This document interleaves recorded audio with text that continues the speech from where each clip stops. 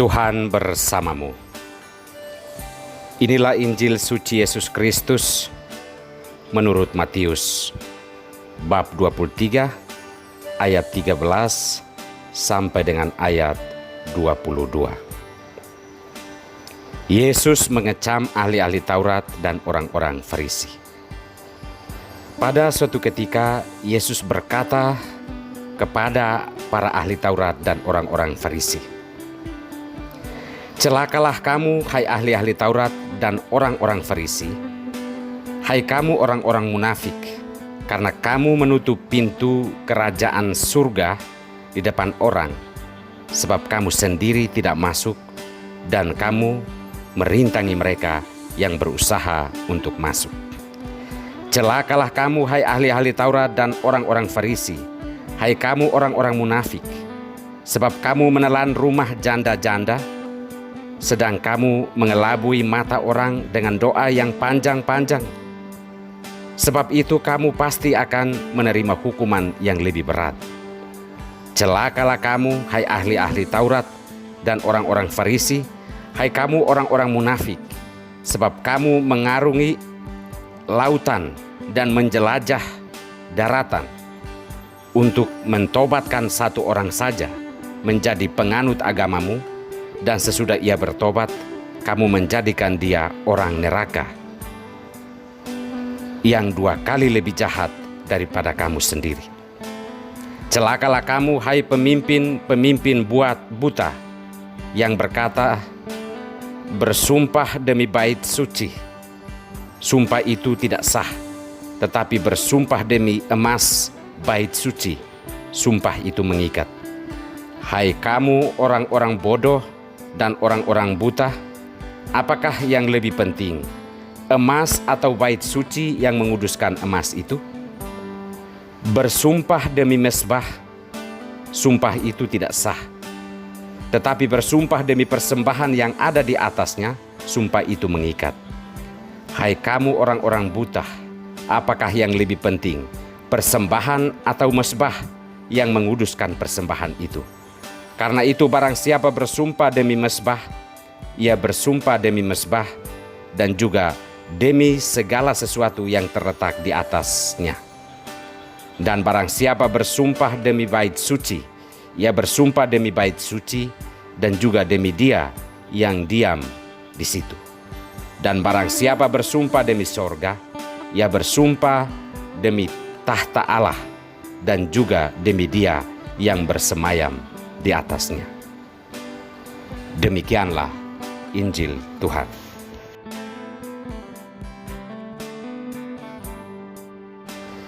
Jangan menutup pintu surga.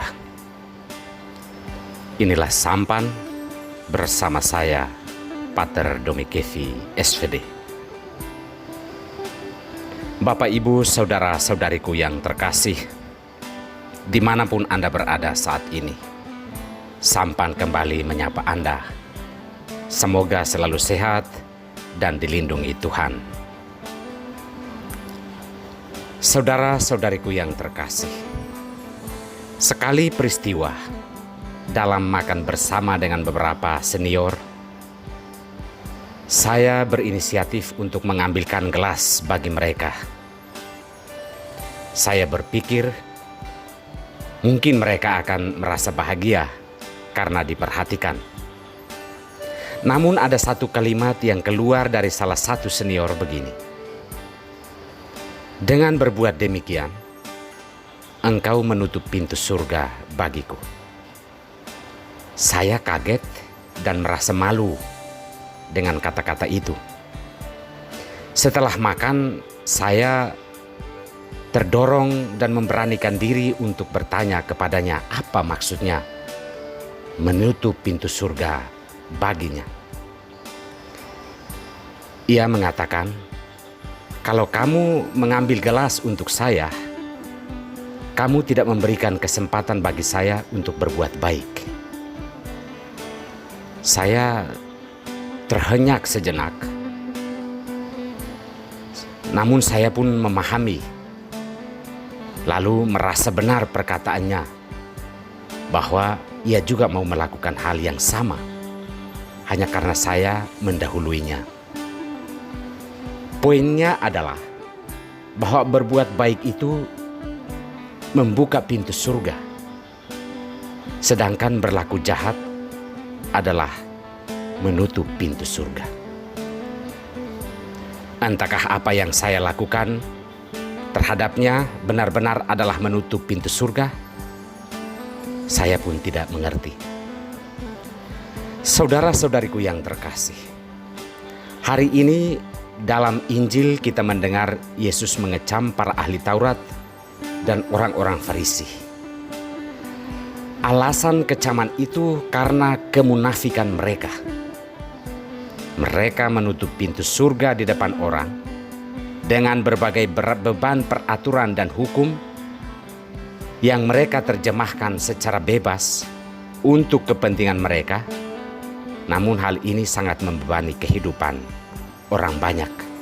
Sementara mereka sendiri hidupnya tidaklah lebih baik dari berbagai peraturan yang mereka bebankan kepada orang lain.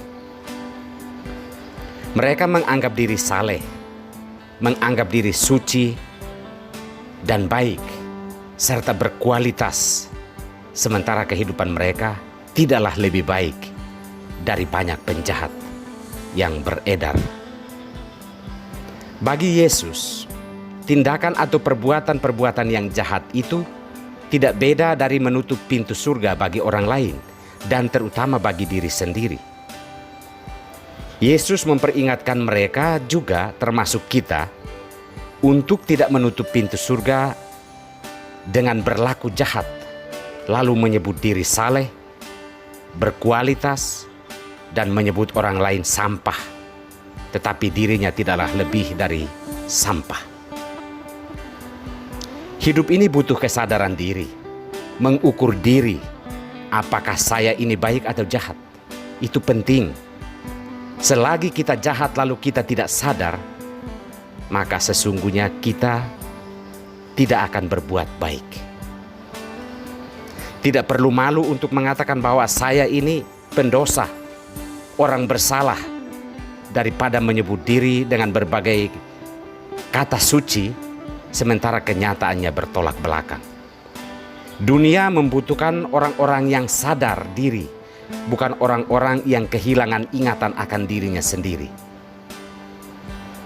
Yesus melalui Injil hari ini mau mengingatkan kita untuk mengurangi kejahatan-kejahatan verbal dan tindakan terhadap orang lain, karena tindakan dan hujatan terhadap sesama adalah menutup pintu surga pertama-tama bagi diri sendiri dan bagi orang lain. Paulus mengingatkan jemaat di Tesalonika dan juga kita untuk mempertahankan iman terhadap Allah yang hidup dan benar dengan jalan atau cara membawa kehidupan, membawa pengharapan, bukan hujatan, membawa kebenaran, bukan kepalsuan, bukan kemunafikan.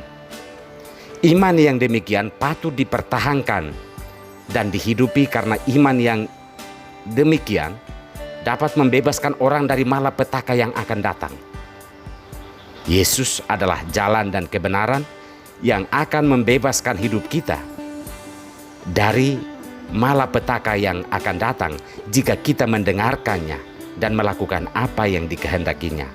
Maka kita telah membuka pintu surga bagi sesama dan bagi diri kita sendiri. Saudara-saudariku yang terkasih, berbuat jahat terhadap orang lain lalu membungkusnya dengan sejumlah kata-kata saleh, jika disadari adalah tindakan menutup pintu surga. Sementara berbuat baik bagi orang lain dengan penuh ketulusan, jika disadari kita telah membuka pintu surga bagi sesama dan bagi diri kita sendiri. Marilah kita menjadi orang-orang yang sadar diri, bukan orang-orang yang sadar akan diri orang lain. Karena perubahan hidup berawal dari sebuah kesadaran diri. Tuhan memberkati kita semua.